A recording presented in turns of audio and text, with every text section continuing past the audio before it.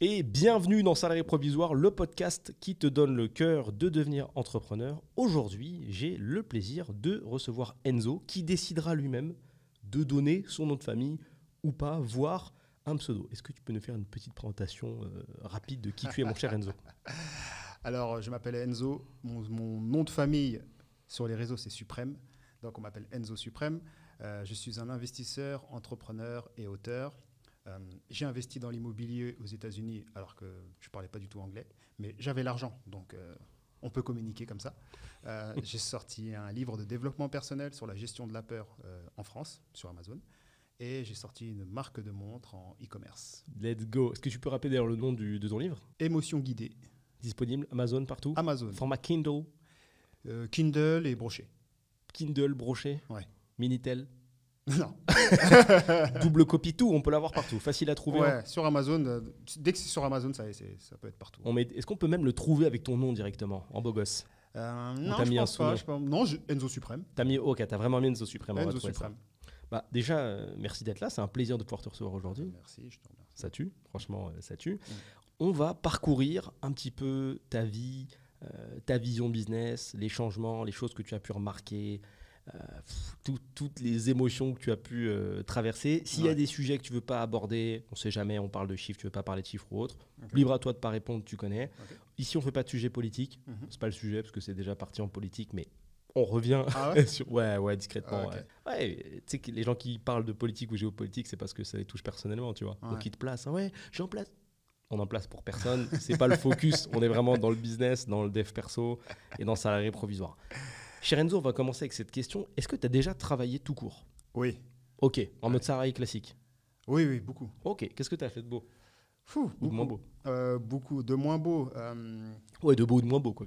Beau ou moins beau, ça a été déjà soulever des cartons, la manutention, ça a été monter, démonter des stands, ça a été après vendeur. Ah, t'as été standiste? Ouais. Sérieux? Ouais. Combien de temps? Je sais pas, c'était peut-être 3-4 mois. J'étais avec une boîte d'intérim et je bossais tout le temps. Vrai métier, ça? Ouais, bien sûr. Moi, mon premier travail underground, ça a été à l'âge de mes 12-13 ans où je suis parti travailler au marché. Ok.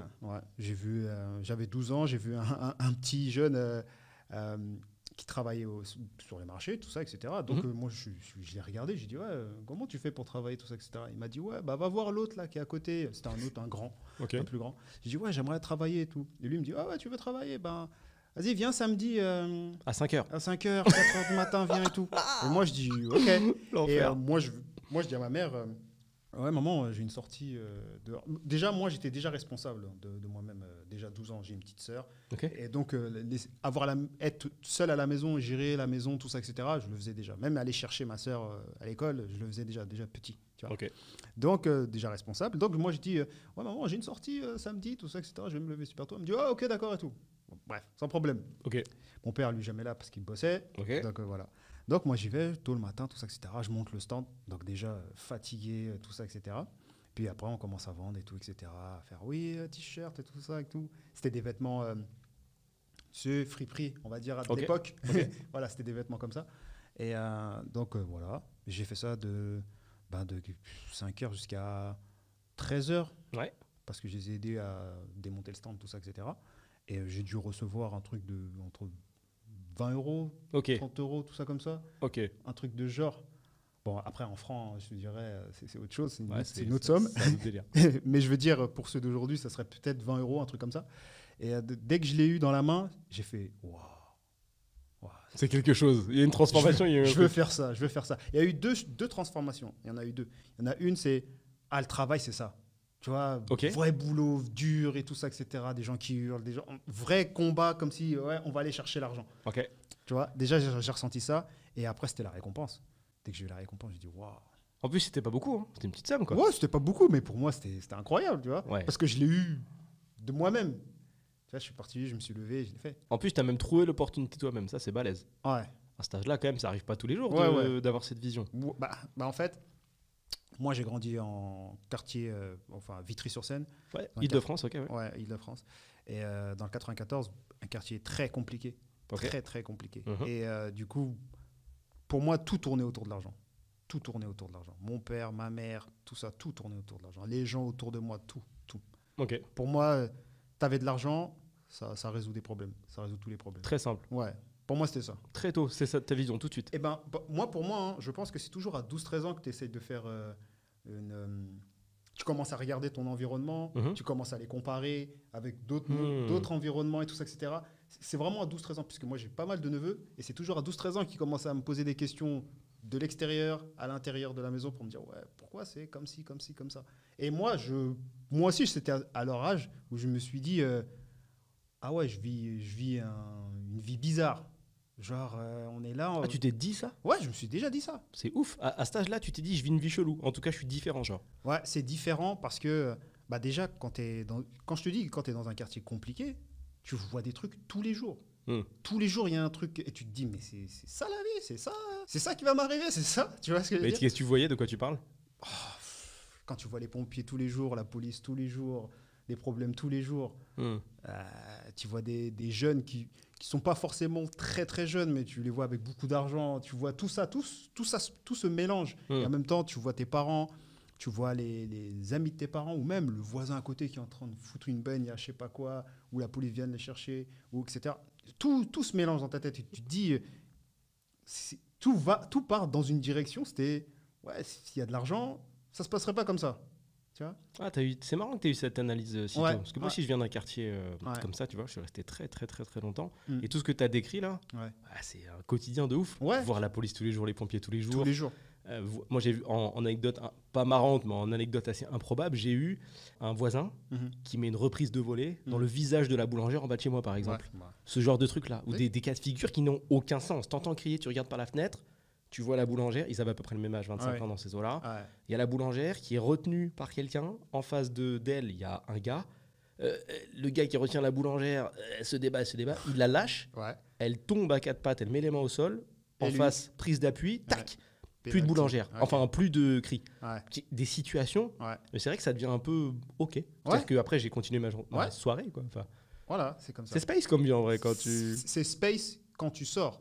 Quand tu sors de ce monde-là, là, tu commences à dire ah ouais, je vis une vie, elle est complètement différente.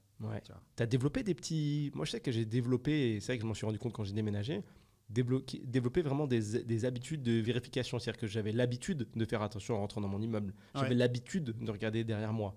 J'avais l'habitude de faire en sorte de rentrer dans l'ascenseur solo, parce que je sais que c'est un des points dangereux. Tu vois, quand tu peux te faire choper dans un ascenseur, qui que tu sois, ça peut être compliqué s'il y a plusieurs personnes qui rentrent avec toi. Ça m'est arrivé étant plus jeune, tu vois. D'accord, et tu t'habitues à vivre comme ça. C'est ouf en vrai. Tu vis comme un, comme un soldat. Ouais, c'est ça. C'est comme un soldat, c'est tout. Moi, j'ai eu de la chance. Je pense que c'est mon...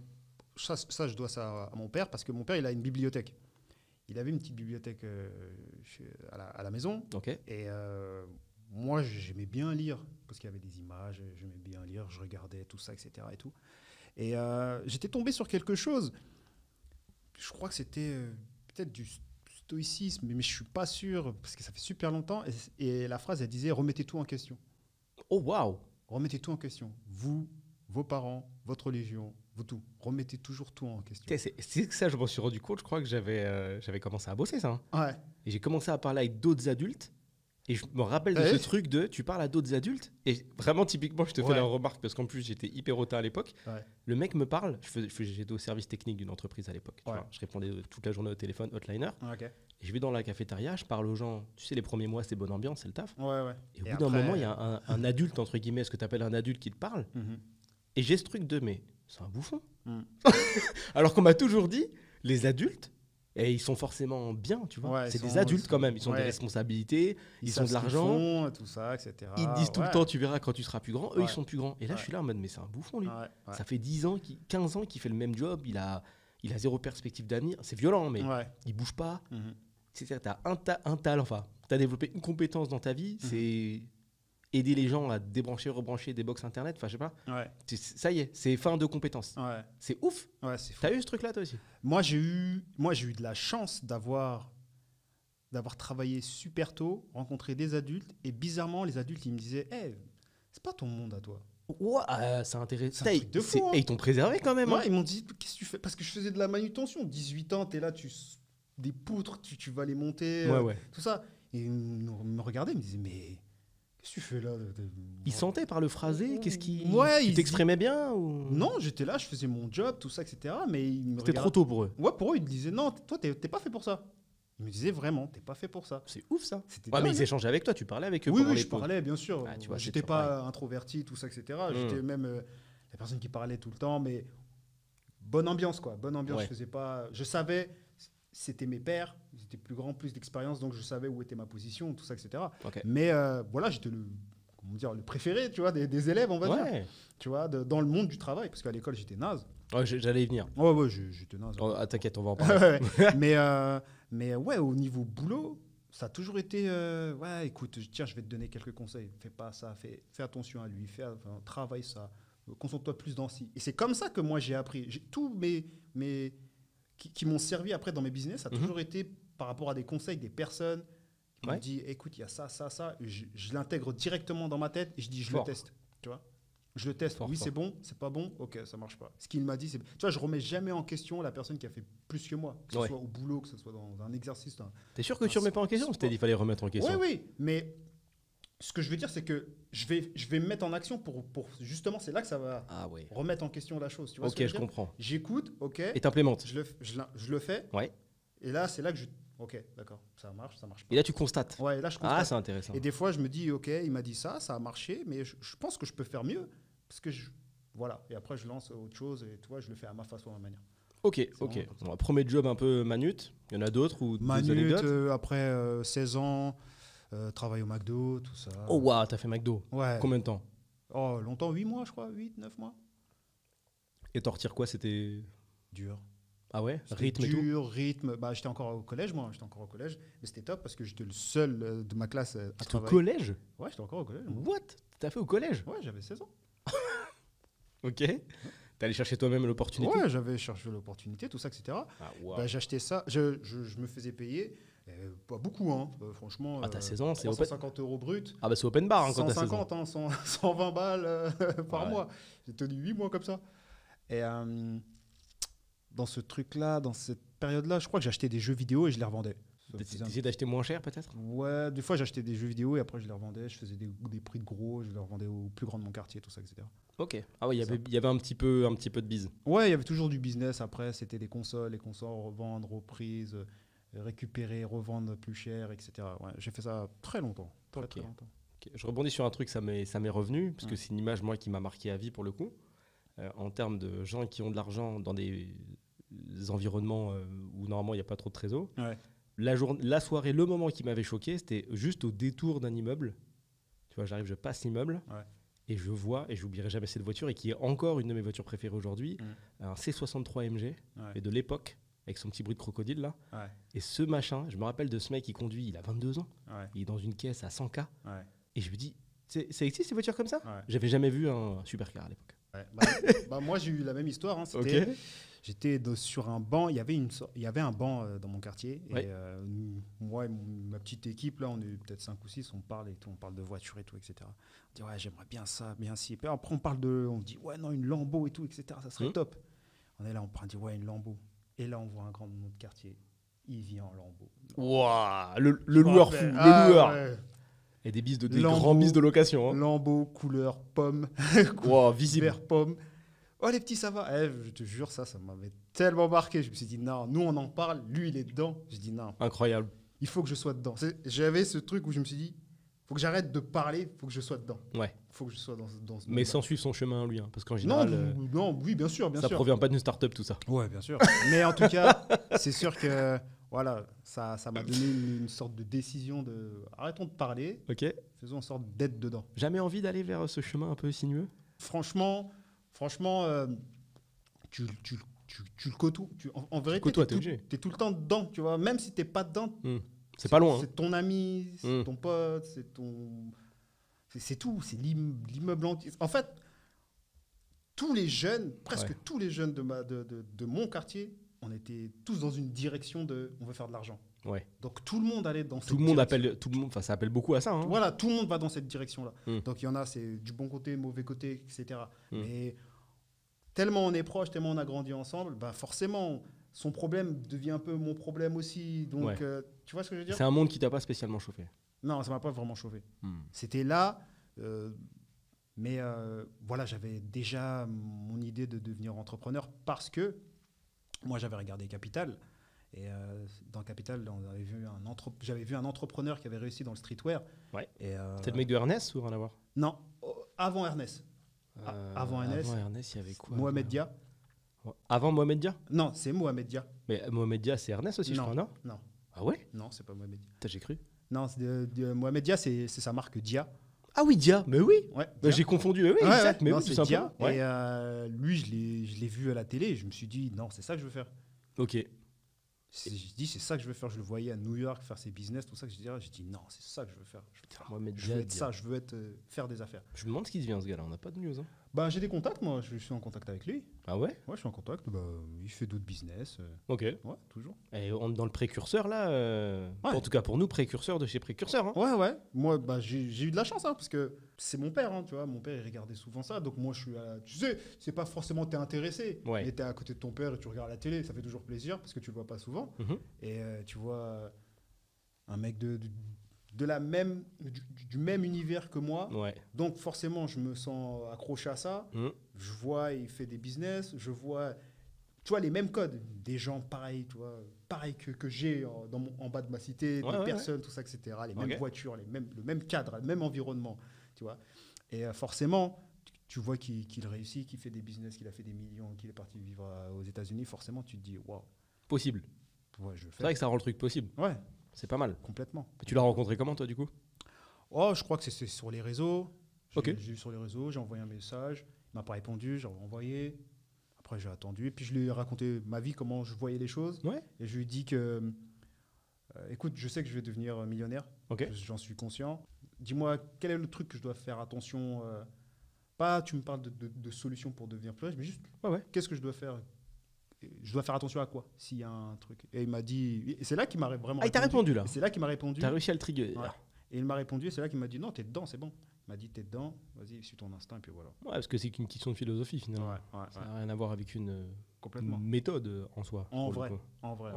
Contrairement à la vision de beaucoup, il y a énormément de philosophie. D'ailleurs, il y a beaucoup de philosophie dans ce podcast. Bon, pas la philosophie que tu lis dans les livres de philosophie.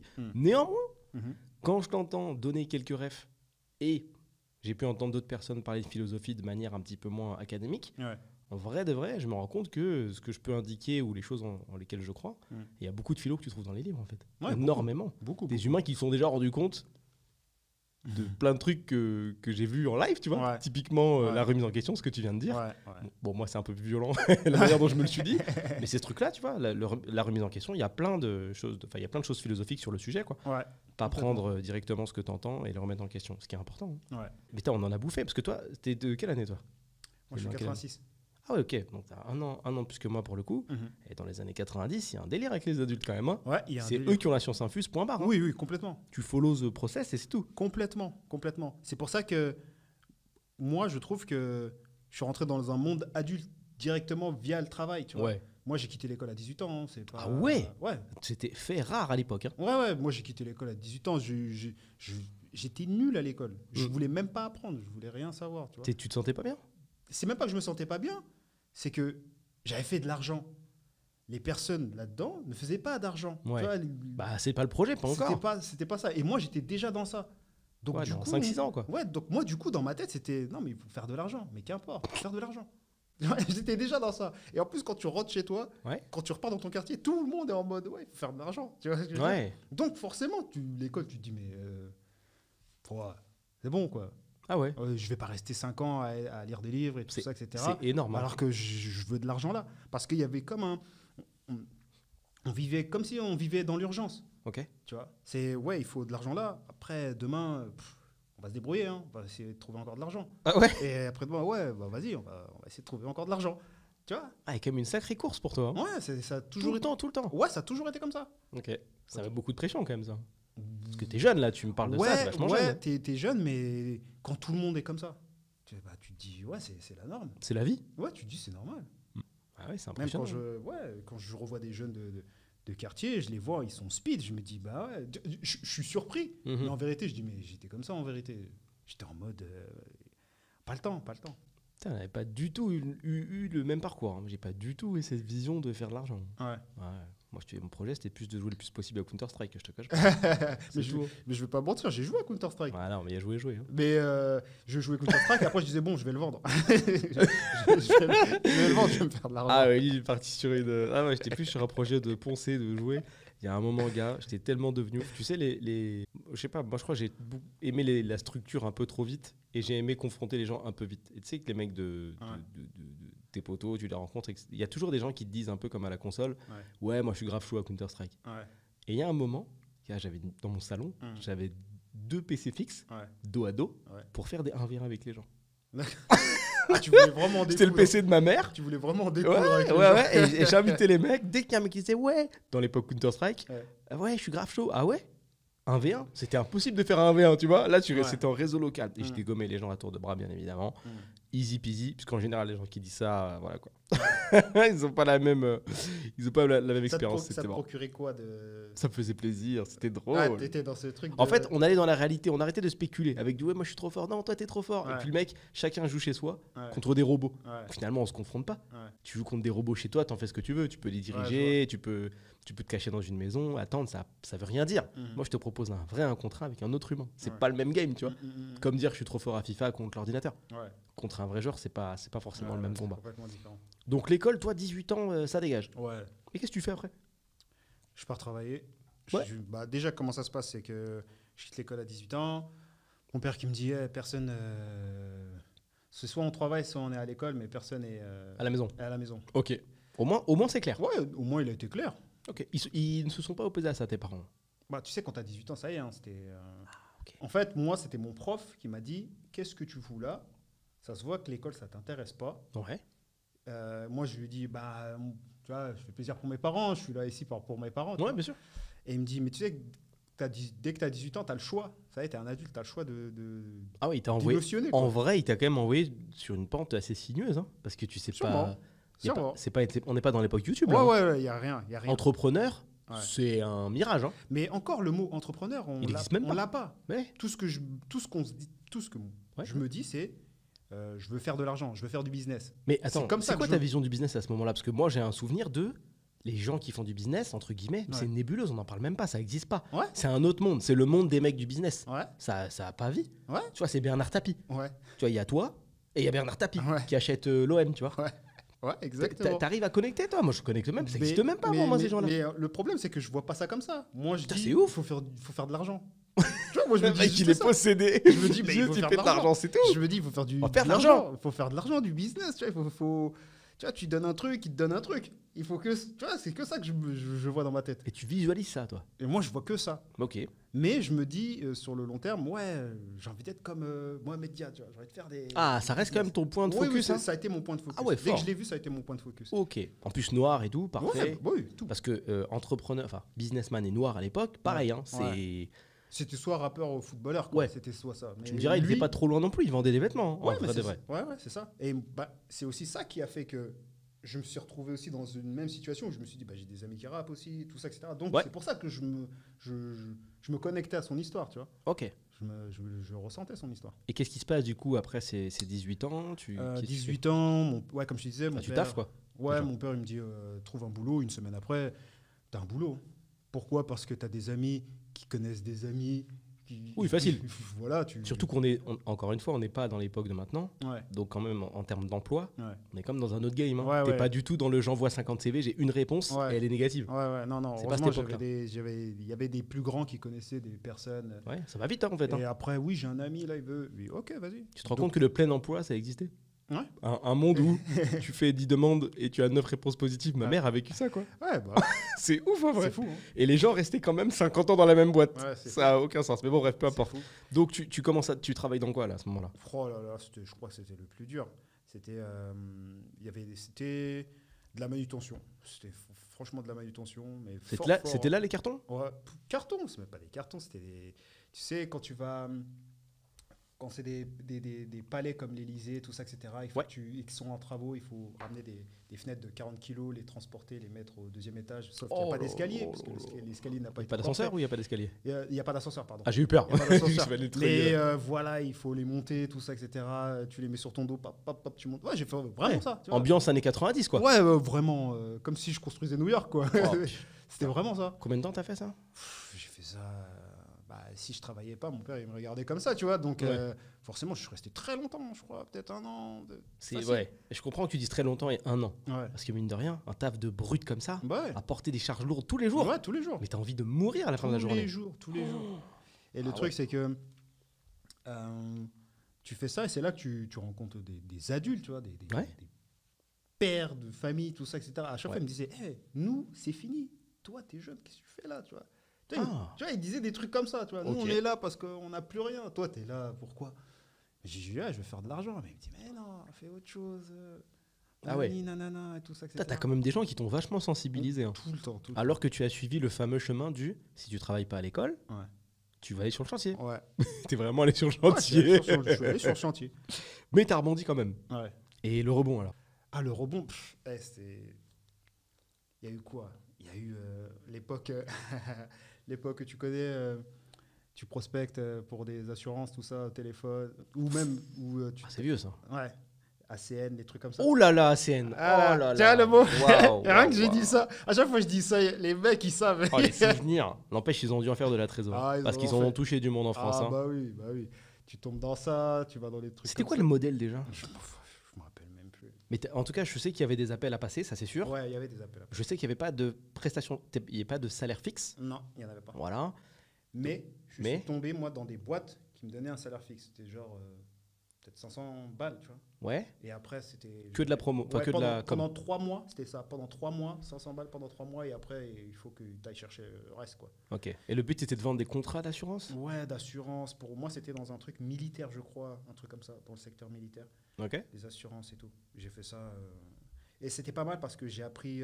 tu vois, j'étais confronté tout le temps, tu vois. Ouais. Toujours confronté à des non, on veut pas, non. Ouais, tu vois, te faire bâcher comme jamais, tu vois. Ah, c'est pas intéressant en soi, hein. Mais j'ai appris quelque chose où ça m'a donné quelque chose à la dure, quoi. Okay. Y aller quoi qu'il arrive. Et j'ai fait ça plein de fois. Un jour, c'était ça, puis après, ça changeait. Puis après, j'étais en manutention, après, ça changeait. Après, j'ai fait de la prépa de commande, après, ça changeait. J'étais vraiment dans tout ça, tu vois.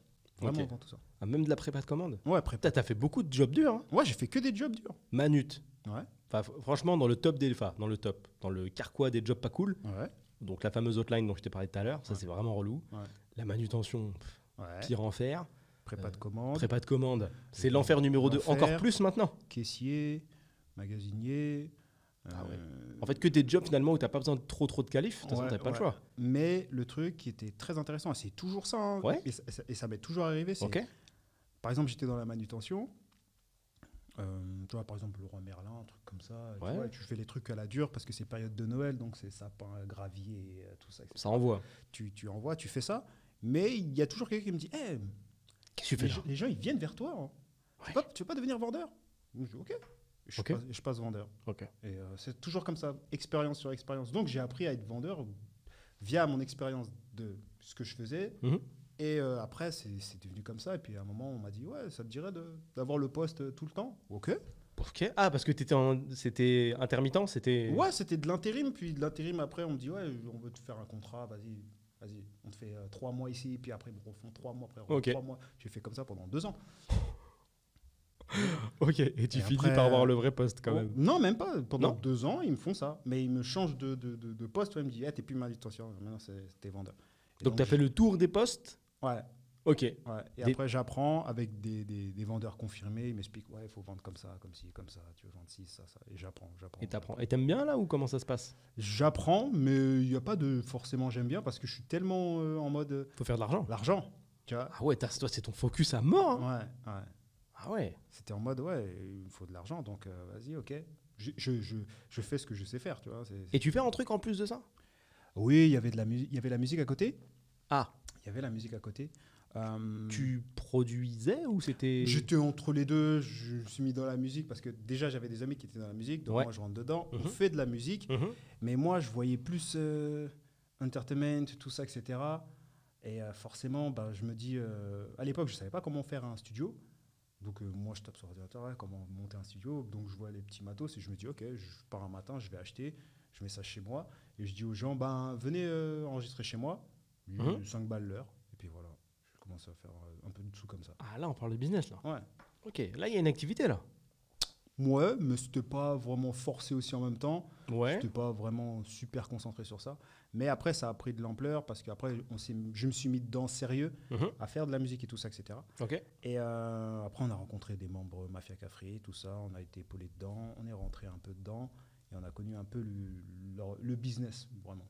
Le business. C'est quoi ton lien avec Mafia Cafri pour le coup? Ben, ils sont de Vitry. Oui. La plupart sont de Vitry. Je suis de Vitry. Maison de la jeunesse. On fait écouter une musique. Ils aiment. Il y a un membre de la Mafia Cafri, Carlito.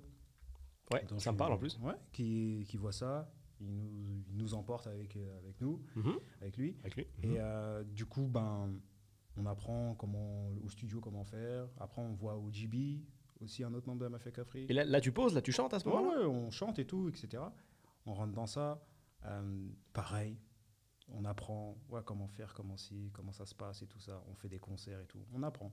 Ok, petit à petit, tu grindes. Ouais, on apprend dans ça et je trouve ça cool. Mais moi, dans ça, je suis plus... moi, je kiffe le business. J'aime le business vraiment, vraiment, tu vois. Ok. Artistique, ok, mais moi, le business, je trouve ça cool. Tu vois, être dans les chiffres. Enfin, dans les chiffres. Déplacer des chiffres, tu vois, des gros chiffres, je trouvais ça fou. Et tu voyais déjà la trésor à ce moment-là ou pas du tout? Non, il n'y avait pas beaucoup de trésor. Hein. C'était vraiment... c'est toujours tu vois, comme ça. Tu vois, ça bricole, quoi. Ça bricole, on fait avec ce qu'on a. Ouais. Mais j'étais fan des business américaines, donc des magazines, tout ça. Je voyais les Puff Daddy, les Jay-Z, les machins. Et je me disais, wow, c'est ouf ce qu'ils font. Et moi, c'est ça que je me disais, ouais, c'est ça que je veux. Peut-être pris des exemples vachement hauts tout de suite, en fait. Ouais. C'est bien ça. Je trouve que c'est hyper fin. Même si, bon, c'est t'as fait au feeling, j'imagine. Ouais, de prendre des exemples qui sont vachement loin de toi. Ouais. Ça te permet de créer une infinité de possibilités. Ok. Et après cet épisode Mafia Cafri, où tu as ton taf en même temps en parallèle. Ouais, j'ai toujours travaillé dans tout ce que... Comment on pivote dans ce fameux peut-être, on va appeler premier business? Ouais. La première activité, c'est quoi? Première activité, ça a été... je tombe dans l'hôtellerie. Ouais. Je tombe dans l'hôtellerie. Je travaille, je fais le petit-déj, tu vois, de 6h à... Donc ça, finalement, taf supplémentaire, quoi. Ouais, mais là, c'est un vrai taf parce que là, ils m'ont dit, ouais, on te donne un CDI, tout ça, etc. Je dis, ok, nickel, cool. Nouvelle vie encore. Je dis, ok, cool. Donc, je commence à faire ça et tout. Et en même temps, le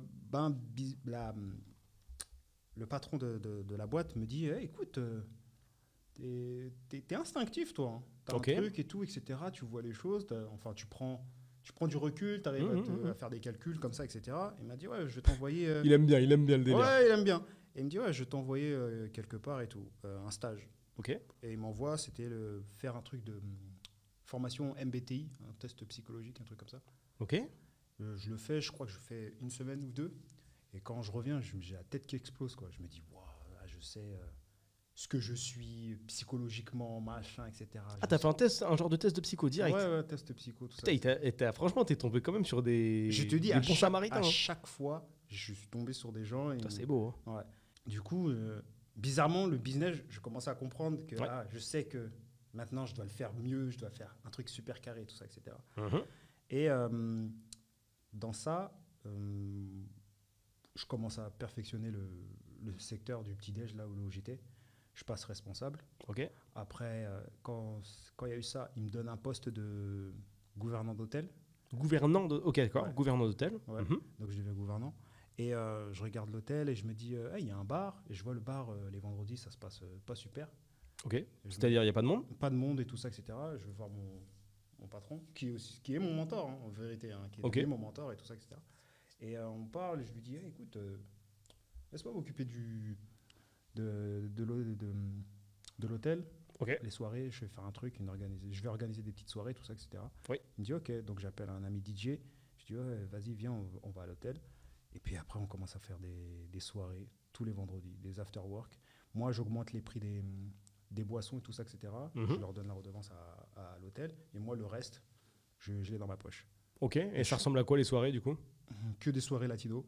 parce que ça ramène beaucoup de cocktails. Et donc, je fais que des trucs comme ça. Et voilà, après, je me fais de l'argent tous les vendredis, du cash, en même temps de mon travail. Et on parle de quoi? On parle de quelle somme là, à ce début? Oh, c'était de 400-700. Du coup, tu fais ça toutes les semaines? Ouais, tous les vendredis, ouais. Ok, donc tous les vendredis, t'es à 400 à 700, Ouais, 400, eux qui rentrent 700. en plus. Ouais. Ah, on commence à discuter là. Ouais. Ok, Et c'était ok. vachement top. Et voilà, j'ai fait ça peut-être 1 an, je pense. 1 an. Et ça s'arrête pourquoi du coup? Ça s'arrête pourquoi? Parce qu'il y a eu le Covid déjà. Ok. Le Covid est arrivé. Et moi, justement, j'ai eu un petit déclic où je me suis dit, attends, j'aurais de faire un vrai business, mais bien, pas un business où... J'avais l'impression que c'était toujours bricole, tu vois. Ouais. Même si c'était ça, mais c'était pas vraiment ça, mais c'était toujours bricole. Ouais, je vois très bien. Et d'un coup, je commence à m'intéresser un peu sur ce qui se passe et je vois immobilier. Je commence à dire, oh, ok, d'accord, bon, on va voir. Je me fais une petite formation. Je commence à comprendre l'immobilier. Je me dis, ah ok, d'accord, ouais, c'est comme ça que ça fonctionne. Ouais. Moi, j'avais mon CDI, donc tout se passait bien. Je me suis dit, bah, tiens, je vais investir dans l'immobilier. Ok. Et mes soirées, les after-work que je faisais, fait que bah, j'avais quand même une communauté, des personnes, des personnes dans le commerce, des mecs qui venaient, qui partaient, tout ça, etc. Et du coup, je garde contact. Et il y en avait un Français qui était à New York. Donc on discute, on parle un peu de tout. Et je lui dis, ouais, moi je vais investir dans l'immobilier. Et lui me dit, ouais, moi aussi et tout. Et je dis, tu vas investir où? Il me dit, ouais, New York. Je dis, mais comment tu peux faire? T'es français, quoi. T'as pas le papier. T'as rien, quoi. Comment tu fais? Comment tu peux faire? Il me dit, mais si on peut et tout. Et Ok. je remise en question. Je vais chercher. Comment on peut investir? Et je tombe sur une formation. Comment investir dans l'immobilier, même si on n'est pas du pays, tout ça, etc. Aux États-Unis, Aux etc. États-Unis, mais autre part, même autre. Hein. Ok. Mais surtout les États-Unis, c'est ça qui m'intéressait. Et j'achète la formation, je commence à comprendre et je me dis, ok, je vais investir aux États-Unis. Ok, tout simplement. Juste parce Simple, que j'ai vu efficace. le rendement et je me suis dit, je vais investir dans l'immobilier au State. Ça ressemblait à quoi le rendement qui était annoncé? Les rendements, ils étaient à 15-16%. Ok. Sur Ouais. du locatif ou de l'achat? Ouais, du locatif. Je connais pas du tout le modèle d'investissement aux US. Ouais. C'est plutôt du locatif, c'est de l'achat-revente, c'est quoi? Ouais, tu peux faire de l'achat-revente et du locatif, mais moi, je voulais du locatif. Je voulais justement un business qui fait que tous les 15 du mois, ça y est. Ça paye, ouais. Ouais, voilà. En même temps de mon boulot. Ok. Et tu peux nous faire une synthèse un peu de cette formation? Qu'est-ce que tu as pu apprendre du coup d'intéressant? Alors, dans cette formation, j'ai appris à comment investir dans l'immobilier. Déjà que tu peux pas investir en nom propre. Ah, Monter une SARL pour que la SARL possède le bien. Et toi, tu possèdes la SARL. si tu dis SARL, ça veut dire que c'est un dispositif français, ça? Non, tu l'as fait aux États-Unis. Donc SARL, l'acronyme, il existe là-bas aussi? Ouais, mais eux, ils appellent ça une LLC. Ouais, voilà, LLC. C'est bien ce que Ouais. je me disais. Je savais pas que c'était la même chose. Ouais, non, c'est la LLC. Donc tu fais une LLC. Comment tu fais déjà pour créer une LLC depuis la France? Tu vois ça avec un agent. Ça se trouve à fond? Ouais, tu peux le faire facile. Hein. Quel prix?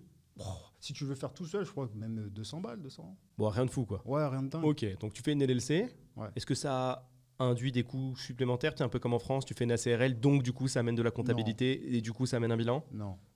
Rien à voir? Non. Ça amène rien là. Ouais. T'as ta LLC, point barre. Ouais, t'as la LLC, point barre. Ok. T'as la LLC, et après la LLC, c'est avec cette LLC-là que tu passes pour acheter ton bien. Ok. Et donc comment tu fais ta recherche de biens?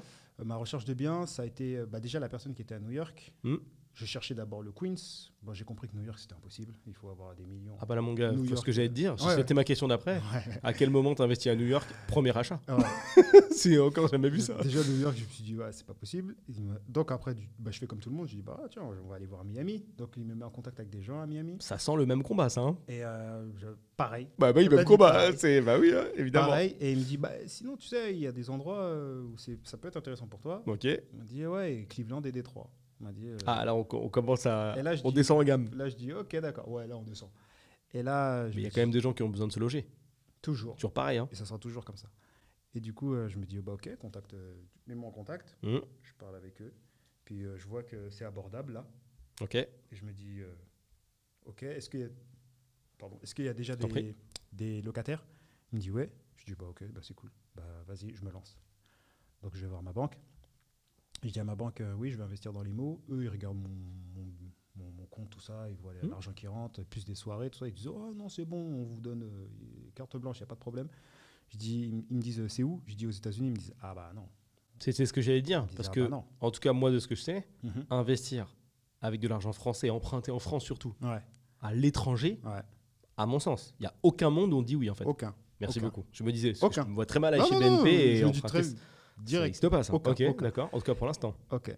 Et du coup, je dis pourquoi? Ils me disent bah, si vous payez pas si vous payez plus le crédit, nous on n'a pas la main mise. Il y a rien, sur le ils bien, sont tu morts. vois. Donc c'est pas possible. Je dis ok, d'accord. Après, je rentre chez moi, je commence à réfléchir et je me dis bah, je vais tenter une autre solution. Je repars à la banque et je dis je veux un crédit à la consommation. Ok. Et là, ils me disent ok, Combien, si tu veux dire? 75 000. Ok. Ah, vrai crédit conso. Voiture. Ouais. Belle voiture. 75 000. Ok. Il me dit ok. Pour quelle raison? Je dis trésorerie. Ok. C'est tout. Sans justif. Une semaine ou 2 semaines, argent arrivé. Bon, La France. j'appelle Hyper l'agence. dangereux. Hyper dangereux. Hein. Ça veut dire qu'un mec qui sait pas du tout se gérer, il est en CDI, ouais. il peut emprunter 75 bars comme ça. Ouais. Juste comme ça. C'est J'appelle- quoi la mensualité? C'était presque 1000. Hein. Avec- Presque 1000. Ouais, normal. Ouais, Tu presque gagnes 1000. 2,1 par Ouais, mois ouais. ou 2 fois par mois. Ouais, presque 1000. Quoi? Tu veux t'endetter à 50%? Ben vas-y, fais-toi plaisir. Ouais. Quand j'étais gouverneur d'hôtel, je touchais 2200. Tu vais toucher un peu plus, ouais. Ouais, Mais quand même. 2200, plus les soirées qui rentraient, 400. C'était officiel, 800. il comptait ça? Bah ouais. Hein. C'était visible sur ton compte ou c'était en off, en soum soum? Ouais, cash un peu. Mais Il y on voyait sur ton relevé? Ouais, quand Ah, même. donc ça compte, tu déposais peut-être de temps en temps. Ok, Ouais, ouais. d'accord. Donc t'as ton crédit, ouais? Et mais après, c'est parti. C'est parti, j'ai fait ça. Et puis voilà, au bout de 3 mois, boum, félicitations. Voilà, vous avez votre bien. Ah, on peut parler du temps d'acquisition. Est-ce que c'est comme en France? Non, franchement, je crois que je l'ai acheté en novembre. Janvier, le loyer tombait. Ah ouais, ça c'est pas le même monde. Non, ouais, non. J'ai un pote qui a investi au Canada, j'aimerais beaucoup l'avoir ici, Hmm. qui a acheté en termes de quantité de biens Ouais, des quartiers, gars. ouais. Des quartiers. Je dis, mais gars, mais comment tu fais avec Ouais. tout ce que t'as? Ici, il faudrait plusieurs vies. Non, c'est Il me dit, c'est- cash au Canada, mon gars. Ouais, c'est Il impossible. dit, tu visites semaine A, semaine B, c'est signé, frérot. Il n'y a pas besoin de oui, Ouais. le séquestre. Est-ce que oui, vous êtes sûr? Des rétractations. Ouais. Non. Ouais. Gars. Bonjour, visite, tu valides, t'achètes un objet. Point. Même quand j'en ai vendu un. Ouais. Tu connais l'histoire du deuxième bien qui était compliqué. Ouais, on c'était en plus parlait. compliqué. Mais Ouais. le premier, ça y est, c'était parti 2 semaines. C'est ouf en vrai. hein. 2 semaines, c'est parti. Putain, tu fais des allers-retours comme ça. Tac, Ouais. tac. Ouais, c'est comme ça. Ça va super vite. J'ai une question par rapport à la typologie du bien. C'est-à-dire que là, pour le coup, tu as l'air d'avoir fait un bon move sur de la location. Tu l'as loué un peu? Il était déjà loué. Je cherchais, moi, ma Ok, stratégie. tu l'as acheté c'était loué. Ouais. Donc, tu as acheté un rendement de. Ouais, je cherchais des appartements où il y avait déjà des locataires. Ok, donc tu as acheté un rendement de combien de pourcents? Celui-là, il était à 15 et 16% brut. Il Ça n'existe tombait- pas en France, hein? il tombait avec charge, il tombait à 13. Ok, donc Ouais. ça a 13% de rendement. Ouais. Alors, en France, la stratégie serait plutôt d'acheter un immeuble et de bien l'acheter si tu veux 13% de rendement. Et découpé à l'intérieur. Ah oui, non, mais vraiment, ça, tu vas t'éclater, mon et gars. encore. Dans les salles de bain, tu vas faire des chambres. hein. Si tu veux 13% de rendement, il va falloir faire une sacrée découpe. Ouais, Et et donc mettre là- du marbre un peu partout. Ah hein. ben la gare. Et Parce encore, que- ça se vendra toujours pas. Parce que pour Ouais, un rendement c'est- comme ça, C'est toujours compliqué. c'est complexe. C'est toujours compliqué. Et donc du coup, là, donc tu arrives, tu achètes 13% de rendement, ce Ouais. qui est en soi une petite masterclass quand même. Ouais. On parlera un peu de l'imposition après parce que je suis curieux sur ça. Ouais. Donc tu lances ça, tu laisses tourner combien de temps? Je laisse tourner ça pendant, je sais pas, 2 ans, je pense. Et pourquoi la décision de vendre du coup? Parce que je voulais changer, j'en avais marre. Ok. Pas de problème à déclarer? Non, il n'y avait pas de problème. C'est que je sentais que je voulais faire autre chose. J'avais un autre business dans ma tête. Et Ok. je me suis dit, ouais, je vais lâcher un peu. On avance quoi. Ouais, on avance. Et Sachant que j'avais délégué le bien Ouais. à La- une agence. Donc la moi, gérance? Ouais, la gérance. Donc Ok. moi, j'y touchais pas du tout. C'est beau gosse quand même. Hein. Ouais. Pour ce qui est de la recherche, t'es juste passé par une agence sur place qui t'a fait le job? Ouais. Tu t'es déplacé là-bas pour visiter? Non. C'est beau ça. J'aime Ouais. beaucoup les histoires comme ça où tu Ouais. dis, tu sais quoi? On n'a qu'une vie en vrai. Ouais, Pas que ça à faire vas-y. de mettre 2-4 billets pour aller voir, dire ok, pas mal et repartir. Donc tu as acheté sur vidéo. Ouais, sur vidéo. Donc je suis en présence de quelqu'un qui a mis 75 bars sur un bien sans voir. J'aime J'ai bien. vu quelques vidéos. Ouais, quand même. Hein. Ouais. Quand même. Quand même. Quand même. Mais t'as pas vu en vrai. Ouais, Tu j'ai sais pas que vu. dans en vrai. l'IMO, il y a une- Je ne l'ai pas touché. Je ne l'ai pas touché. Même là, il est parti, il est revenu. Ouais. Enfin, il est venu, il est reparti. Ouais. Tu, Il y a que tu l'argent. l'auras jamais Il foulé. n'y a que l'argent qui a été- L'air de cette, tu ne connais même pas l'air de la Ouais. pièce. J'adore. Ouais. Et pour le coup, il y a quand même une grande règle en IMO, règle française pour le coup, qui Ouais. dit que tu n'achètes jamais un bien que tu n'as pas visité. Ça n'existe pas. Ouais. Il faut éviter. Il faut éviter parce qu'il peut y avoir des surprises. Ouais. Mais les vices cachés, Ouais. par définition, ils sont cachés. Ouais. ils sont- et- Donc tu peux pas vraiment les voir. moi, et de toute façon, même à celui que j'ai vendu, il a même pas regardé. Quoi. Lui aussi, il était même pas là. Hein. Ah ouais, c'est beau. Il était même pas là. Il a dit, je l'ai vu en vidéo, ok, bah, je vous le prends.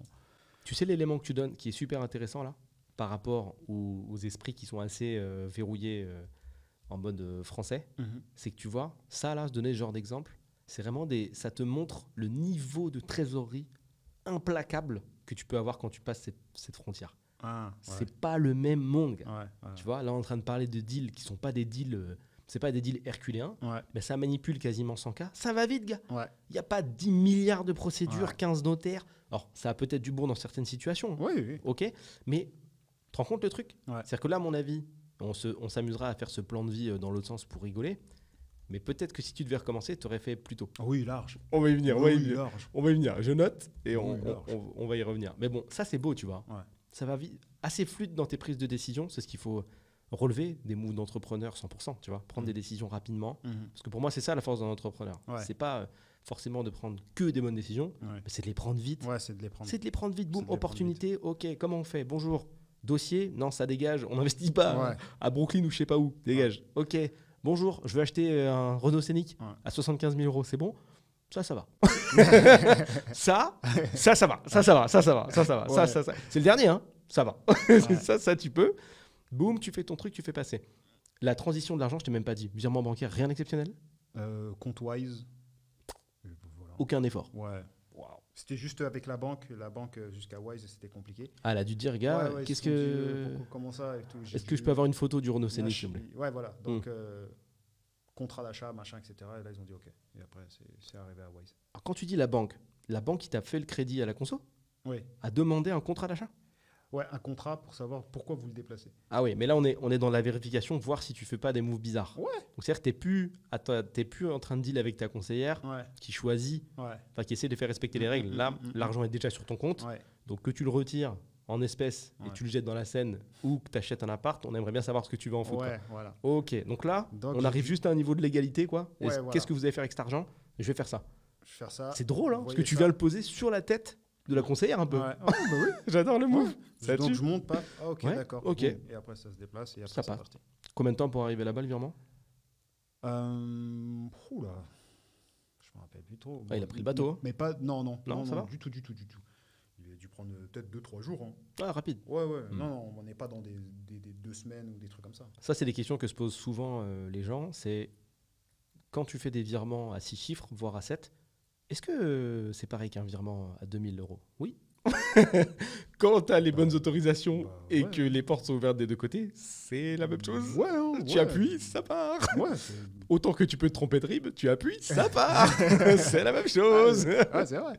Mais non, ça... C'est la même chose. Il n'y a pas de difficulté par rapport à ça. Pas de difficulté. Pour moi, c'était pas ça la difficulté. Ça paye, on enchaîne. Et c'était assigné en une semaine ou deux. Ouais, une semaine ou deux, puis après, c'est parti. L'agence, quand elle te trouve ce truc-là, elle te dit le rendement? Elle te dit ça sera un 15% et tout? Oui, j'avais quand même regardé sur l'agence les appartements où il y avait des rendements, les placements. Moi aussi, j'ai regardé, j'ai fait. Mais eux, ils t'ont quand même proposé? Non, c'est moi qui ai cherché. Ah waouh, ok, j'avais pas compris ça. Pour moi, ils t'avaient vraiment fait un tout. Non. Un pack, quoi. Non, moi, je suis venu en leur disant, j'ai vu cette maison-là et je veux celle-là. Parce qu'elle a un rendement et tout, et ils m'ont dit OK. Mais comment tu savais? Tu t'es même pas déplacé? Des fois, il y a des sites, on voit, il y a tout. Ah, tu cherchais toi-même? Oui, Zillow. Et comment t'es arrivé à définir que ça, il y avait un bon rendement? Tu regardes déjà le quartier, comment ça se passe, et puis après, tu regardes les loyers de ce qu'il y a autour, et puis ça y est, tu fais ton secteur. Tu te dis, OK, dans ce secteur-là, ça se vend. Donne-moi des chiffres de comment tu as visualisé ça. Les loyers autour, c'était combien, par exemple? Le loyer était à 1 200 $. En général, dans la zone? Ouais, dans la zone. Et là, de ce que tu avais vu, le gars, il... Pareil, c'était 1 200 $. Ça bouge pas. Hein. Il n'y en a pas un qui est différent par rapport à l'autre. Waouh. Et je me suis dit, tout ce secteur, c'est 1 200 $. Je veux celui-là parce qu'il était à côté d'une route où il y avait centre commercial, machin, etc. Ouais. Et je me suis dit, OK, je prends celle-là. OK. Voilà. Et tu as eu ton 12-13% de rendement tranquillement. Exact. OK, d'accord. Donc tu signes, et tu finis par ta décision de vente, X ou Y, hein, il y a plein de... Ça, pareil, je pense que c'est toujours intéressant pas forcément de le justifier, mais de l'expliquer un peu. Il y a tout est une question d'entrepreneuriat et de move, mais parfois les gens ont du mal à comprendre pourquoi on peut abandonner quelque chose qui marche. Ouais, je vois ce que tu veux dire. Et tu as déjà répondu à la question, c'est tu avais envie de faire autre chose. Ouais, j'avais envie. Et ça, je comprends que ça soit difficile à comprendre. Moi, j'ai déjà lâché des business, que ça m'a saoulé. Ouais. Tu sais, le truc marche, il fait 300 000 par an, mais t'en as marre de voir ce produit, c'est bon. En fait, c'est bon. Tu te dis... OK, l'argent rentre, mais je peux ni faire plus, ni... Ouais, c'est capé, c'est pas passionnant. Tu te dis... vas-y, j'ai un âge où je peux aller plus haut, tu vois. Ouais, let's go. Donc, je veux aller plus haut. Donc, je pense qu'il fallait fallait repartir dans le vide pour essayer de reconstruire un avion plus gros, plus énorme, plus, tu vois, mais avec des ressources, comme tu as l'argent des biens, tout ça, etc. Tu comprends, tu vois. Ouais. Prise de risque. Encore une fois, un move d'entrepreneur de ouf. Aversion au risque faible. Ouais. T'étais OK avec le fait de perdre? Ouais. OK. Bah oui, puisque je veux dire, j'ai été manutentionnaire, quoi. Ouais, c'est vrai. Je veux dire, si tout part, je repars en manutention. C'est ça que je me disais dans ma tête. Ouais, le monde ne s'arrête pas. Hein. Ouais, voilà, je me suis dit, je vais sûrement repartir en manutention. Mais comme j'ai appris pas mal de trucs, je pourrais forcément vendre quelque chose. Je pourrais rebondir sur quelque chose. C'était combien de temps ton crédit, là? 75K à 1000 euros. Ça fait du temps, ça. Hein. 10 ans. Ah oui, c'est un vrai crédit conso. Hein. Ouais. Ah ouais, t'as fait un truc réel. En fait, t'as vraiment fait un crédit IMO conso, en fait. Hein. Ouais. Parce que sur des chiffres de 10 ans, cela dit, tu peux payer un Renault Scénic même à 20 000 sur 10 ans, si tu veux. Ouais, aussi. Faire des découpes de découpes. Tu fais des découpes. Et encore, hein, tout est négociable. Hein. Tu peux revoir à la banque, tu dis, ouais, prolongez-moi de 10 ans de plus, hein, s'ils veulent. Hein. Tu vois, il faut juste ramener les arguments, tu vois. Ouais, c'est intéressant. Ok, donc, ça dégage. Et ce second, il arrive quand, alors? Le second, assurance vie que j'avais une assurance vie. Qui a mis ça en place? Moi, petit. Ah ouais? Ouais, petit. Quelle machine? À quel âge? Petit. Bah, déjà, à 16 ans, moi, la banque, il me disait, oui, il faudrait ouvrir telle chose. Moi, j'écoutais, je disais, ouais, ok, d'accord, j'ouvre le truc. Et donc, assurance vie, je mettais de l'argent tout le temps. Combien? 200. Pas ouf. Montant tout le temps. Ultra abordable, mais régulier. Ouais, tout le temps. Magnifique. Parce que je travaillais tout le temps. Ouais. Et après, à un moment, j'ai récupéré ça, une partie, accumulée avec les loyers, puis voilà, je suis parti et on avance comme ça. Et ça, celui-là, c'était cash. Celui-là, il n'y avait pas de crédit derrière. Ouais, tu l'as payé direct. Ouais, je l'ai payé cash. Tu veux donner le montant ou tu veux pas? Celui-là, il était 65 000 $, je crois. Ok. Par rapport à cette assurance vie, tu penses que tu as mis 60 000 en tout ou beaucoup moins? Non, beaucoup moins. Ok, donc les intérêts t'ont quand même permis de gagner de la thune. Ouais, quand même. Ça, c'est un truc que je répète souvent dans ce podcast, c'est que c'est un peu sous-coté, mais c'est hyper fort la finance à long terme. Ouais. Quand tu as juste cette vision-là, il y a plein de gens qui écoutent et qui ont peut-être 20 piges, ils ne se rendent pas compte qu'à 40 ans, ils seront encore sur Terre. Et que 20 ans d'investissement régulier, c'est vrai. Il y a des modèles, moi c'est souvent le PEA que je recommande, 20 ans, que je recommande, que moi parce qu'il ne faut pas faire de conseils financiers, mais moi je suis focus sur ça, voilà. Mais avec les intérêts composés, gars, 20 ans, 200 balles, c'est une somme qui est dérisoire. Tu vois, c'est un resto et une paire de chaussures, quoi, si tu veux, ou 2 restos et une paire de chaussures. Ouais. Il suffit juste que tu te retiennes ou que tu trouves la trésor, mais ça va, c'est ok, 200 balles. En fait, il faut l'oublier. Tu fais le truc, t'es régulier. T'es régulier et t'arrêtes de gâcher de la thune et tu mets 200 balles. Et tu vois, même pour un enfant, mais je me mets souvent à faire le calcul pour un gamin qui naît en 2000X, peu importe, tu fais ça pendant 25 ans, au final, ça lui fait plus de 100 000 balles de côté. Ouais. Mais quand je te dis plus, c'est genre des 120, des 130. En douceur, t'as rien senti et t'as pas du tout posé 100 000. Hein. Mais les intérêts composés, ils montent tellement qu'à ses 25 ans, il a même le choix de dire, bah écoute, soit j'utilise cet argent peut-être pour m'acheter un bien, faire X ou Y, soit de dire, mais attends, là on a un tel niveau d'intérêt, mes parents se sont concentrés sur le fait de me créer un niveau d'intérêt de malade, si je fais ne serait-ce qu'un an de plus, ça rajoute 4000 balles. Ouais. Donc tu vois, ça te fait réfléchir. Et franchement, démarrer ta vie, nous qui venons tous les deux d'endroits pas favorisés, démarrer ta vie avec 150 bars, elle est belle quand même. T'imagines les perspectives d'avenir que ça t'ouvre? Tu peux aller étudier où tu veux. Complètement. Tu veux faire une école à 30 000 par an? Fais. Tu veux... c'est magnifique.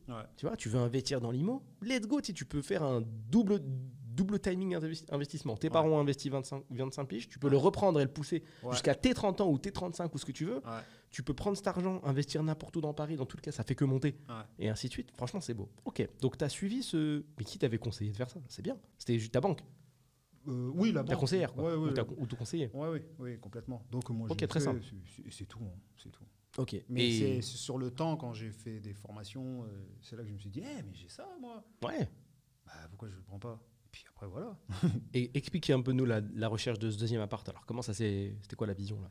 Le deuxième appart, c'était vachement plus facile que le premier. Oula. Donc là, franchement, regardez sur Zillow, regardez sur un site même qui vend, ou si ça se vendait. Ouais.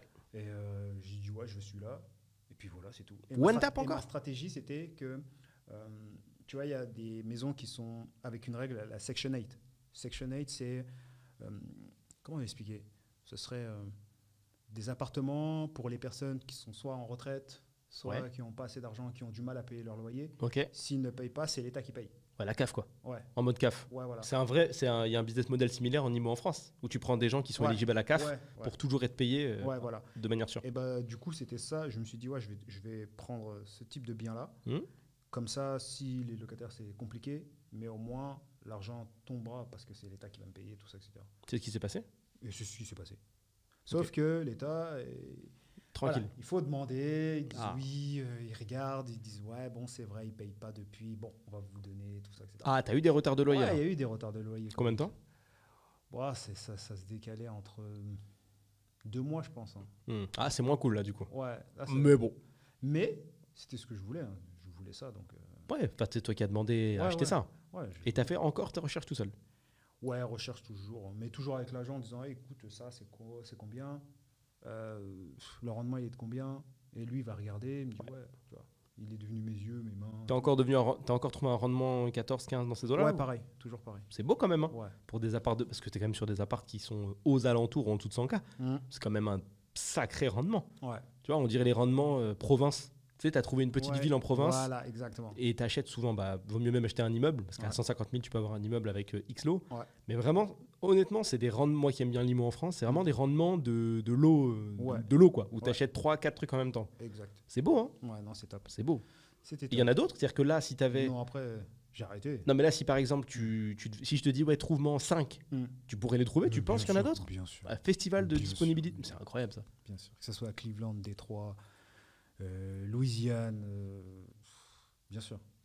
Bien sûr. Ça m'étonne sans m'étonner. Parce qu'il y a tellement de personnes à stocker que Bah oui, tout le temps, mais tout le temps. ça ne s'arrête pas. Hein. Bien sûr. Tu sais, la crise de 2008, hein, il y a encore hein, dans certaines régions. Tu sais que j'ai pensé à ça, je me suis dit, tu sais quoi? Est-ce que tu penses, moi je connais très très mal les secteurs, je suis allé aux États-Unis une seule fois, Mhm. mais je connais quand même mal la géographie des États-Unis, mais je sais que pendant un moment, il y a eu, et c'est peut-être toujours le cas, tu sais, des gens qui ont été vraiment virés de chez eux. Ouais. Tu vois, où ça a vidé des quartiers complets. Ouais. Ça s'achète? Des quartiers? Ouais, est-ce que ces endroits, les maisons dans ces endroits, ça s'achète? Oui, mais si. c'est vide. Ouais, c'est vide, à part si, Ah. si Amazon débarque Et achète tout. et installe son usine là. Ouais, bah là, ça y est, c'est parti. C'est let's go. Ouais. Donc c'est encore vide là, tu penses? Ouais, il y en a, c'est encore vide. Hein. Il y a encore des trucs vides. Mais je t'ai dit, ça va. C'est une question de temps en vérité. Hein. Ça va tellement vite. Tu vois, par exemple, Atlanta, Ouais. il y a des endroits, c'est vide. Mais là, il y a tellement de business qui se met en place. Mhm. Tu sens qu'il y a des routes où, genre, la route est longue comme ça. Il y a les maisons. Après, ça s'arrête, mais il y a encore la route. Tu vois. Ils Ouais. n'ont pas encore fini de construire et tout. Ouais, c'est Donc- marrant ça. Donc, tu sais déjà, tu te dis. En mode fait, Afrique. ouais, voilà. Tu te dis, ouais, c'est bientôt, quoi. Si tu Ok. investis là, c'est bon pour toi. Mais question fatidique, est-ce que tu es déjà allé aux États-Unis? Ouais, une fois. Ok. Égalité. 1-1. Une fois. Ouais, une fois. Et c'est pas pour visiter. T'as Et- pas fait 10 mois là-bas? Non, Intéressant. j'étais venu pour les vacances. Mais bizarrement, c'est là que je me suis dit, ouais, non, je vais faire un truc ici. Je me suis dit, ouais. je vais Ah, toi faire aussi, ça t'a parlé, l'ère des États-Unis? Ouais, je me suis dit, ouais, je vais C'est faire stylé, un truc hein. ici. Et après, bah, les années ont suivi. Et après, ça a été l'immobilier. Ok. Donc t'as enchaîné sur l'IMO. Ok. Deuxième bien, super rendement encore. Ouais. Tout se passe bien, c'est ok. Et du ça coup, va. c'est quoi la suite pour toi? Tu vois comment les choses? Bah, en fait, j'ai ça. Le boulot, ça, il est plus là. Hein. On est plus dans le boulot, tout ça, Ok. etc. On est dans ça. Et du coup, moi, il y a plein de gens qui me posent des questions, qui me disent ouais, comment t'as fait? Et puis, oh, moi, j'aurais eu peur. Les locataires, il y en a qui me disent ouais, c'est trop beau pour être vrai. On dirait que tu l'as fait ça trop facilement. Or, Mhm. en fait, il faut de l'action, quoi. Il faut Oui. y aller. Et toujours ce mot de peur. J'aurais fait attention, tout ça, etc. Et là, je me suis dit ok, la peur, tout ça. Et un jour, je tape quel business à mettre en place. Et ça me disait, ouais, comment écrire un livre. Et là, je me suis dit, ah bah tiens, je vais faire un livre sur la peur. Parce que tout le monde m'en parle. Ouais, c'est vrai. Donc, je vais faire un livre sur la peur, comment la surmonter et tout ça, etc. Très bon sujet. Je me suis sorti comme ça. Hop. Voilà, je fais la formation, j'ai capté, j'ai compris, boum, et après, c'est parti. Ok. Je sais pas, j'avais la vision de mon livre, je savais ce que je voulais. J'avais une vision. Mhm. L'idée, c'était de me dire, voilà, le livre, il doit être facile à lire pour un jeune de 18 ans. En fait, je me suis remis en question, moi, pour me dire, ok, tu as quitté l'école, qu'est-ce que tu aurais voulu qu'on te donne pour... À l'époque. Ouais, je me suis posé cette question d'aujourd'hui pour mon moi d'avant, tu vois. Est-ce que tu es devenu la personne que tu aurais peut-être voulu rencontrer? Oui, oui, oui. Ouais, oui. Je me suis déjà fait cette réflexion. Bien sûr. Je me suis dit, je me suis un peu cherché, même c'est un peu égocentrique de dire ça. Enfin, j'ai voulu me rencontrer en fait. J'ai toujours cherché à faire cette rencontre-là et je suis devenu ce gars que je voulais rencontrer à l'époque. C'est marrant ça. Hein, si je ne l'ai jamais croisé. Si je pouvais revenir, si je rencontrais mon moi de 18 ans, je dirais juste, hey, ce que tu as ressenti, c'est vrai. Il fallait juste y aller. Tu vois. Ouais, vas-y. N'aie pas peur. Ce que tu as ressenti là, ce que tu pensais de lui ou tel business, c'est vrai. Vas-y. Ok. C'était juste ça. Mais suis ton flow. Ouais, suis le flow. Vraiment. Ok. Et donc voilà, c'était ça l'idée de ce livre-là, de le sortir comme ça, pour que ça soit facile pour quelqu'un de 18 ans, mais aussi pour des personnes qui ne lisent pas beaucoup. Tu vois. Donc pas un livre forcément super technique, non, mais trop alambiqué. Mais qui arrive directement dans leur... Très concret. Ouais, très concret. Ils disent, ah ouais, je comprends et tout ça, etc. Et c'est comme une sorte de bloc-notes, tu vois. Ok. Et voilà, sorti comme ça. Un recueil sur la peur. Ouais. Avec il y a des histoires qui font peur dedans, des histoires d'horreur paranormale. C'est Jean-Louis. Jean-Louis, revue de presse, il comprend pas du tout les sujets. Et les histoires qui font... Il y a des fantômes. Donc, je suis pas très superstitieux. Mais peur et business, quoi. Ouais. Top, franchement. Peur, business et vie. Hein. Et la vie aussi. Hein. Ouais. Répète-moi le nom, s'il te plaît. Émotion guidée. Émotion guidée, ok. Ouais. Comme ça, si quelqu'un s'en rappelle, il ne serait pas obligé de retrouver le timecode. Enfin, l'intérêt, ça l'intéresse, il ne sera pas obligé de revenir tout au début, chercher le timecode. Tu m'enverras si tu veux le lien. Je pourrais le mettre dans la description, ça peut intéresser. Pas de problème. C'est jamais, ça peut être cool. Est-ce que tu peux nous parler du coup d'un projet en cours? Là, tu nous parles d'IMO. Moi, je sais qu'il y a 2 projets subsidiaires qui n'ont rien à voir. Ouais. Je t'en prie. Alors, j'ai lancé une marque de montres qui s'appelle Mogul. Yep. Et en e-commerce. C'est sorti l'année dernière. Ouais. Non. J'en ai parlé l'année dernière, mais officiellement, c'était en février cette année. Donc voilà, j'essaie de mettre ça en place. Mon objectif, c'est que le nom s'appelle Mogul. Mogul, ça veut dire boss, mania, patron. En anglais, bien sûr. Et du coup, moi, je veux mettre cette vision de la montre pour célébrer les personnes qui veulent réussir. Et c'est vraiment cet univers-là que je veux mettre en place. Que tu veux véhiculer. Que je veux véhiculer, tout ça, etc. Réussite à fond. Ouais, la réussite à fond. L'objet qui nous lie. Voilà, passer à l'action, et voilà. Et pourquoi tu leur as donné un design assez... parce que tes montres, tu peux montrer d'ailleurs à la cam, il y a un focus, mais pourquoi tu as donné un design, comment ça s'appelle, très voiture? Très voiture. Ouais, ça vient d'où ça? En fait, moi j'ai trouvé cette idée-là super bonne. Je donne la précision, c'est pas une montre qui a une forme de voiture. Donc il ne porte pas au poignet une montre qui a la forme de la voiture de Cars, le dessin animé, c'est pas ça. Non, c'est pas la montre Lambo et mini Lambo, ça ressemble à la jante. Voilà. Il y a une jante et elle tourne au mouvement du bras. Ouais, il y a une jante qui tourne à l'intérieur de la montre. Okay. Exactement. Et pourquoi tu es parti sur ça alors? Et pourquoi? Parce que en fait, je me suis dit, quand tu es un entrepreneur ou quand tu as réussi, la chose que tu veux montrer pour toi et pour les gens, c'est une voiture. Ok. C'est pour dire, voilà, je suis devenu quelqu'un. C'est ça, et je suis devenu quelqu'un d'important, autant pour soi-même, mais aussi pour les personnes, tu vois, c'est une marque au niveau de la société. Et donc, je me suis dit, ok, montre, voiture, mon histoire, je veux devenir un boss, je veux devenir quelqu'un. Ok, ça colle, on y va.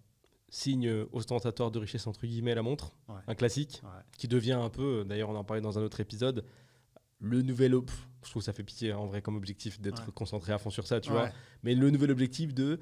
réussir, c'est avoir une Rolex. Ça me fatigue ce focus. Fatigant. Moi, le jour où j'ai eu l'argent de la Rolex, j'ai acheté des maisons. Hein, ouais. Donc... non, mais clairement.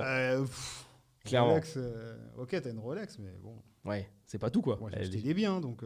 c'est quand même... Moi, je trouve que c'est un petit peu mieux aussi. Donc, tu veux véhiculer quand même, créer une communauté, véhiculer comment dire, j'allais dire un focus un petit peu sur la réussite, sur l'entrepreneuriat.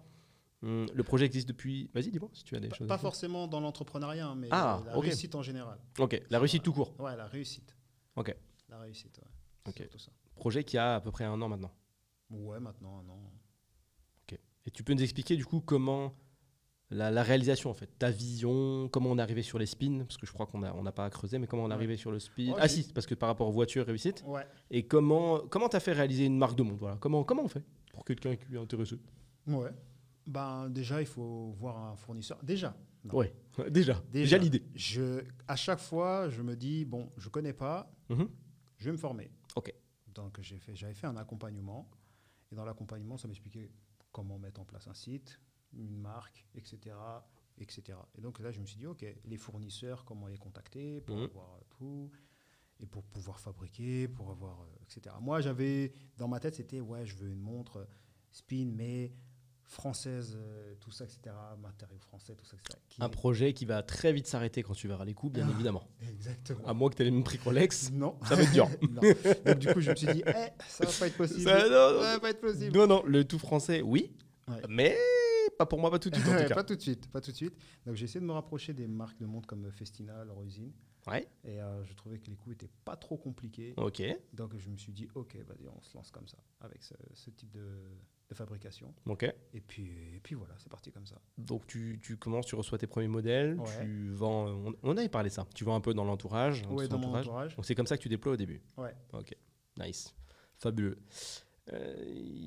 Tout à l'heure, je t'ai dit, alors c'est une des dernières questions, Ouais. Si tu devais faire un espèce de petit plan de vie inversé, c'est-à-dire si tu devais avoir les connaissances de maintenant Ouais. et retourner à tes 18 ans, qu'est-ce qui se passe sur les 3 prochaines années? Bien sûr, le jeu, ça va être de le faire le plus vite possible. Mais Ouais. qu'est-ce qui se passe? Qu'est-ce qui se passe? La même chose, mais plus tôt, c'est-à-dire l'immobilier.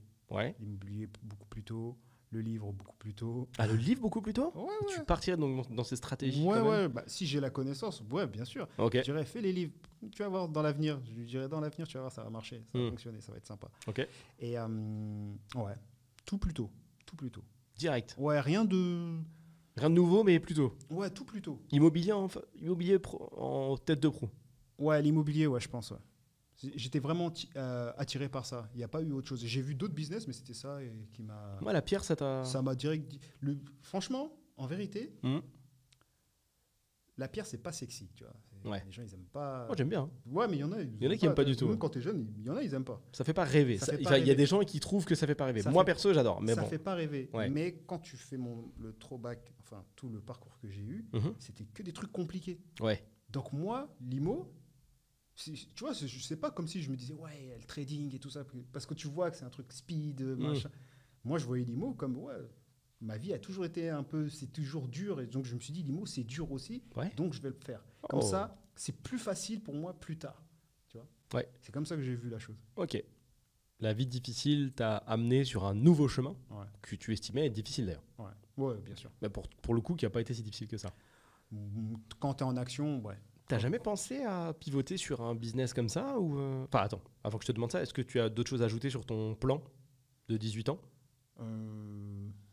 Non, c'est tout. Non? Bon, Juste plutôt. même pas une histoire de voyager, tout ça, etc. Ah Parce ouais, que- ouais. C'est vrai que t'en as pas trop parlé de ça. Bah en fait, moi je trouve que voilà, les personnes au jour d'aujourd'hui, c'est faire du business parce que c'est la liberté, tout ça, etc. Tu vois. La liberté de voyager, tout ça, être libre. Mais moi, c'était pas ça. Ok. Moi, c'était non, je veux de l'argent pour avoir de l'argent. Parce que je dois payer soit loyer, les loyers avec mes parents, ou voilà, avoir mes chaussures. Tu vois, c'était vraiment ça. Donc l'histoire des voyages, des trucs comme ça. C'était pas du tout le projet. C'était même pas du tout ça. C'était juste me dire, bon, écoute, je peux manger demain, après-demain, après-après-demain, j'aurai pas de problème. C'est bon. Voilà, c'est ça. C'est vraiment ça. Une vision simple en soi. Ouais, c'était vraiment ça. C'était vraiment, oui, je veux faire beaucoup d'argent, mais j'ai pas besoin de. Tu vois, je veux voyager, je veux faire des trucs. Sans faire exprès, tu as suivi un mindset, encore une fois, super entrepreneurial, où on essaye de penser simple. Ouais, On ouais. évite d'essayer d'avoir 15 coups d'avance. Ouais. De si je fais ça, qu'est-ce qui va se passer? Ouais, Mais ouais. imagine si peut-être que. Ouais, Gars, moi, argent pour manger. ouais. Quel move? C'est Ce move. Un exactement. pas en avant. Exactement, c'était ça. Et ainsi de suite. C'est beau, hein? exactement ça. Ouais, Sans lire, sans rien. C'est juste, enfin, sans lire. ouais, En étant inspiré de Ouais. diverses choses. ouais, Mais quand je dis sans lire, c'est-à-dire que tu n'as pas poncé 15 formations avant de te lancer. ouais. Et ça, Non. c'est beau quand même. Hein, où tu n'as pas poncé 15 livres sur le Ouais. stoïcisme Ouais. avant d'avoir ce mindset. Ouais. Et ça, c'est beau. Ouais. Ça, c'est beau. Et donc, ma question, c'est, enfin, en tout cas, la dernière, pour le coup, on ne sait jamais, est-ce que tu as déjà pensé à lancer un business dans le coaching IMO à l'étranger? Tu vois, enfin, en France, pour les gens qui veulent investir à l'étranger. J'ai essayé, mais je l'ai pas poussé. Ouais, En pourquoi? vérité, je l'ai pas poussé parce que je pense que. Après, tu pourras me dire. Je t'écoute, c'est ta vision. Je pense que les gens ont déjà peur d'investir déjà en France. Alors leur dire C'est Ouais. quoi? à l'aveuglette, vas-y, tu vois, t'y touches pas, tu vas même pas visiter, mais vas-y, tu fais ça et t'inquiète. Je pense que ça fait trop peur à les gens. Trop peur. C'est beaucoup. Ouais. C'est beaucoup, c'est beaucoup. Donc, beaucoup de personnes m'ont demandé, hein, oui, pour investir et tout, est-ce que tu t'accompagnes et tout. Je dis, ouais, il n'y a pas de problème. Mais en vérité, non. Ils voient les chiffres, ils voient le... J'ai beau expliquer tout ça, mais ça fait peur. Hein. C'est pas tout le monde qui a envie de... T'as beau expliquer, et puis jusqu'au moment où il faut prendre la décision de faire le move. Ouais, non, c'est trop compliqué pour eux. Parce qu'il y a une inconnue. C'est-à-dire que si t'as pas du tout un mindset, une aversion au risque haute, c'est mort. Ouais, parce que moi, on m'a dit, ouais, t'es fou. Je dis, ouais, tu vois, c'est vrai que c'est fou de faire ça. Hein. En soi, quand tu poses des chiffres, c'est pas immuable non plus. Hein. Ouais. C'est pas la fin du monde. Hein. Mais bizarrement, l'émotion reprend vite le dessus sur ces personnes. Donc la logique, ça, ils oublient. Tu vois. Ouais, enfin la logique. Ouais, ils sont plus du tout rationnels. Quoi. Ouais, ça devient plus rationnel. Ok, donc t'as jamais réussi. Bon, réussi. Franchement, t'as pas poussé. J'ai pas poussé plus. Hein. Dès que c'était peur, j'ai dit bon. Ça t'a saoulé. Ouais, ça m'a saoulé quoi. Ça, moi, je pense que tu pourrais trouver. C'est vrai. Ça pourrait être intéressant. Il faut y penser. Parce que ça, pour le coup. Contrairement aux montres, même si c'est, à mon sens, un projet très cool, on en avait déjà parlé, il faut pousser jusqu'au bout, tu fais le tour, on voit où ça mène. Ouais.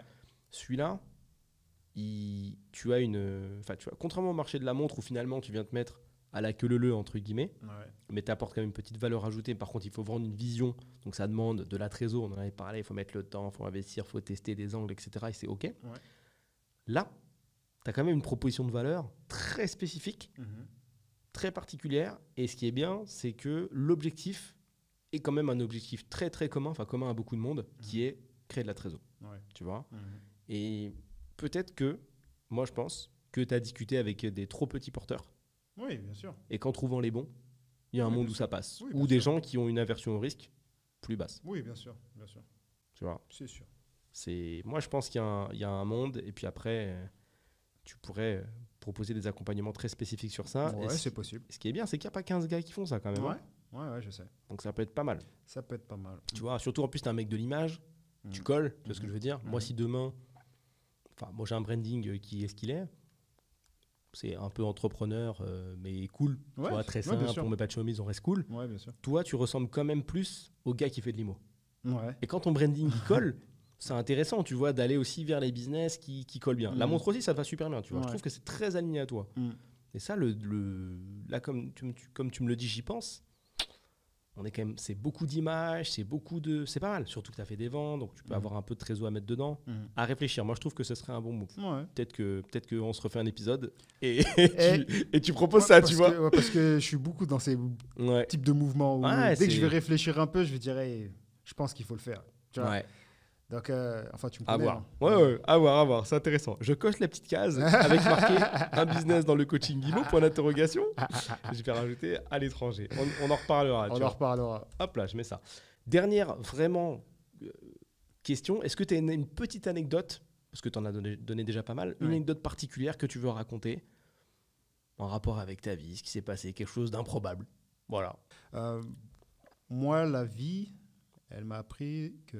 Enfin, de ce que j'ai appris de la vie, c'est que les problèmes, les barrières, tout ça, on s'en fout. On s'en fout complètement. On fonce dans le tas. J'ai toujours pensé que on fonce dans le tas et après, on voit ce qui se passe. Ouais. J'ai toujours pensé de cette manière et je pense que je penserai toujours de cette manière. Donc,